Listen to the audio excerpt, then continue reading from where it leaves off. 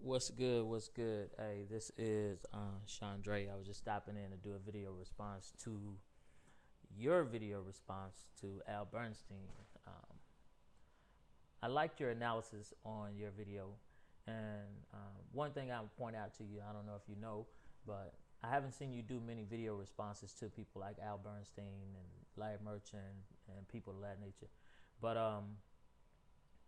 I myself find, as of late, since Pacquiao's recent quote unquote rise to stardom, um, Al Bernstein, Larry Merchant himself, and as well as ESPN's Dan Raphael, which he and I, we shared a couple words on Twitter, but he's not real big if a person doesn't just simply comply to everything that he says because he thinks what he says is law in accordance to boxing. So I've also told him that I feel like he's gotten kind of biased when it comes to boxing. Very few people just actually sit nowadays and focus on statistics, focus on CompuBox, focus on actual credibility of opponents, focus on the person's skill set. Very few people focus on that nowadays. With this being the days of MMA and just pure brawling and toe-to-toe blood and guts and all that stuff, or quote-unquote theatrics, as Larry Merchant likes to call it, I find that the majority of those individuals have become Pacquiao biased. They see Pacquiao's output, they see what he does to stationary targets, and therefore they assume that he's a great fighter. I'm not down in Pacquiao in any kind of way either, because he's actually a very entertaining fighter. But I've said on several different videos, you can go back and look for Lord knows how long back, from first mentionings of Pacquiao, whereas I said I don't find him to be a very skilled fighter. Now, as far as in Al Bernstein is concerned, it's just the fact that he likes Pacquiao. I mean, that's plain and simple. Normally, he would give an unbiased opinion, just like I said, normally Dan Raphael gave unbiased opinions. He stopped talking to me once I gave him the title of being biased now.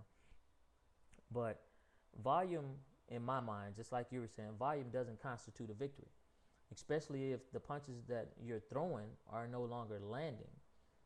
I doubt, even though you may throw 1,000 punches per fight against a person that has great defense and that's not a stationary target, you're not going to land as many of those particular punches. Taking into consideration also that your own defense is lacking. You have your offense is your defense when you're Pacquiao. And a lot of people confuse his speed. They say that his speed is blinding, but it's easily done for you to sit and hit a stationary target like this and make yourself look fast. All you're doing is going from side to side, stopping and throwing punches, side to side, lunging in. To me, that's no real skill set. Anyone with a decent uppercut can hit Manny Pacquiao because his defense is garbage. I'm not talking about him once again, but I just don't pull punches when I'm talking about certain things. Case in point, like you brought up the Clottey fight. Joshua Clottey was able to hit Manny Pacquiao with every punch he threw. Even though he only threw, what, 7, 8 punches per round, seemed like to me. The fight was ridiculous. But you take into consideration the fact that he only threw that small amount of punches. Pacquiao threw Lord knows how many punches, over 100 punches a round. Whereas the majority of them were caught on Clottey's turtle-like defense. So he didn't ever really stun Clottey or hurt Clottey, but it looked as if he was beating Clottey up when all he was really doing was catching forearm. The few punches that he threw, you look at the end of that particular fight, all the punches Manny threw, Clottey did not have one bruise on him, even though he lost the fight. Look at Manny Pacquiao's face after that fight, and you talk volume punches in accordance to connected punches, and you'll see that Manny actually came out worse for wear in that particular fight. A lot of people don't pay attention to that, but he really did. So as far as in Al Bernstein saying that because Manny Pacquiao will out-volume Mayweather, it doesn't constitute a victory.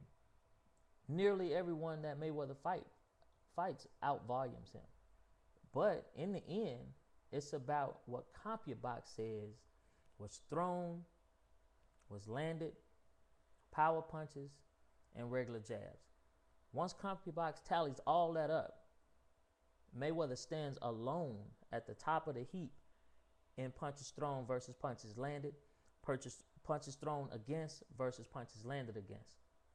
He stands alone at the top of the charts in all of those categories. So I don't understand why people think that just because a person throws a lot of punches that they will beat a tactician. I don't find it happening, me personally. And I'm along with you on that sense. I actually give Floyd the victory if he and Pacquiao were to ever fight. Same way now, like with the Marquez and Pacquiao fight.